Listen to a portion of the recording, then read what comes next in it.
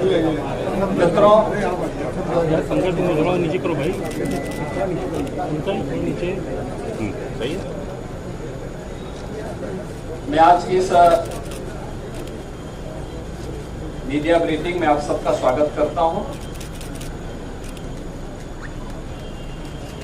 आज यहां पर हमें दुनिया के सबसे बड़े आध्यात्मिक और सांस्कृतिक इवेंट प्रयागराज महाकुंभ 2025 के लिए आयोजित इन बैठकों के क्रम में मैं आप सबका भी हृदय से स्वागत करता हूं। आज प्रातःकालीन सत्र से ही हम लोगों को प्रयागराज में आने, संगम तट पर मां गंगा, यमुना और सरस्वती के मिलन स्थल पर दर्शन करने का सौभाग्य प्राप्त हुआ। आरती और पूजन करने का भी अवसर प्राप्त हुआ। अक्षय वट, सरस्वती कूप आदि की सुंदरीकरण की योजना और लेटे हुए हनुमान जी के कॉरिडोर निर्माण के कार्य को भी और दर्शन करने का भी अवसर प्रातःकालीन सत्र में हमें हुआ है। प्रयागराज कुंभ महाकुंभ 2025 के लिए 13 अखाड़ों, खाक चौक, आचार्यवाड़ा और तीर्थ पुरोहितों के साथ हमारी बैठक संपन्न होने के बाद केंद्र और राज्य सरकार के विभिन्न विभागों के द्वारा महाकुंभ के लिए कार्य किस रूप में आगे बढ़ रहे हैं, इसके बारे में भी एक विस्तृत समीक्षा हम लोगों ने यहां पर की है। दिव्य एवं भव्य कुंभ के जो थीम प्रधानमंत्री मोदी जी ने 2019 में हम लोगों को दी थी, कुंभ भी स्वच्छ, सुरक्षित और सुव्यवस्थित हो सकता है। 2019 का प्रयागराज कुंभ उसका एक उदाहरण बना था। वह एक्सपीरियंस उत्तर प्रदेश टीम के पास है और उस अनुभव का लाभ लेते हुए 2025 के महाकुंभ की तैयारी युद्ध स्तर पर आगे बढ़ चुकी है। अब तक 5,600 करोड़ रुपए से अधिक की प्रोजेक्ट को, प्रयागराज को भी भव्य और सुंदर बनाना है। 2019 में प्रयागराज की शोभा पर पूरी दुनिया आकर्षित हुई थी। लगभग 25 करोड़ 24 करोड़ श्रद्धालु जनों ने प्रयागराज आकर के संगम में स्नान किया था और इतने बड़े आध्यात्मिक और सांस्कृतिक आयोजन में सहभागी बने थे।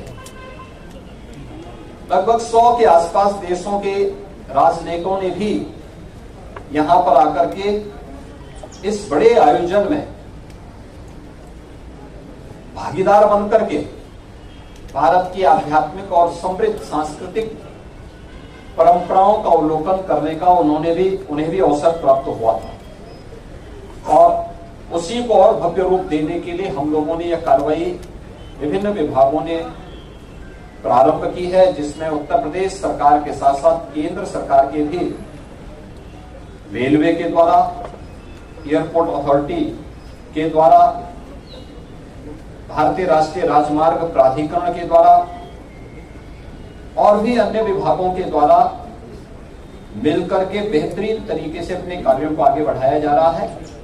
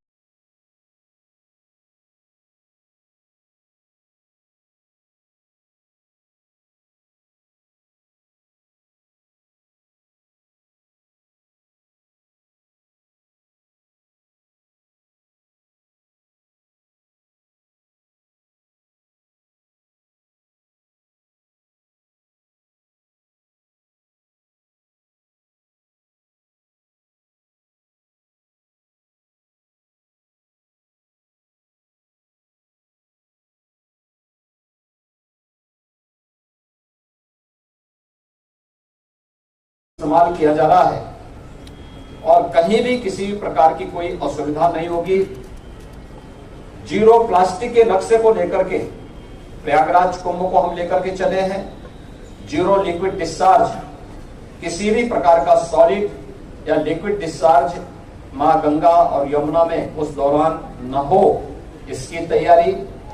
और जितने भी ड्रेनेज सीवर हैं ये सब तब तक टेप हो चुके होंगे या एसटीएफ में इन्हें डाइवर्ट करके या बायोरेमिडिशन की पद्धति के माध्यम से हम उसे शुद्धिकरण से ही उससे डिस्चार्ज करेंगे। ये सारी सुविधाएं यहाँ पर हम लोग देने जा रहे हैं और मुझे पूरा विश्वास है कि प्रयागराज कुंभ 2019 ने एक मानक स्थापित किया था, उससे भी बड़े स्तर पर एक भव्य और दिव्य कुंभ को स्वच्छ, सुरक्षित और सुव्यवस्थित कुंभ के रूप में हमें स्थापित करने में सफलता प्राप्त होगी। यहाँ का लोगो था, उसी व्यवस्था को आगे बढ़ा करके प्रयागराज जो महाकुंभ प्रयागराज 2025 का लोगो आज जारी हुआ।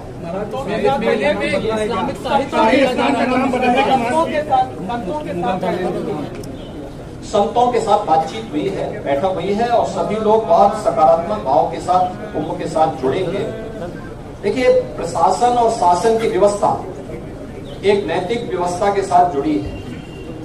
कुंभ का आयोजन या इस प्रकार के आध्यात्मिक और सांस्कृतिक आयोजन वास्तव में सनातन धर्म के पार्ट है और इसका मुख्य आयोजक और इसका जो होस्ट होता है वह संत ही होते हैं और संत ही इस व्यवस्था के साथ जोड़ करके इसे भव्य और दिव्य बनाएंगे।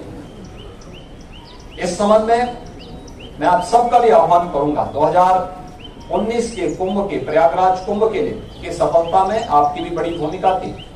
इस बार फिर से अपनी सकारात्मक भूमिका के साथ प्रयागराज को और भारत के सनातन धर्म के इस भव्य आयोजन को वैश्विक मंच तक पहुंचाने में आप सबका सकारात्मक योगदान होगा। आप सबको मैं एक बार फिर से धन्यवाद देता हूं, आपका अभिनंदन करता हूं। बहुत बहुत धन्यवाद।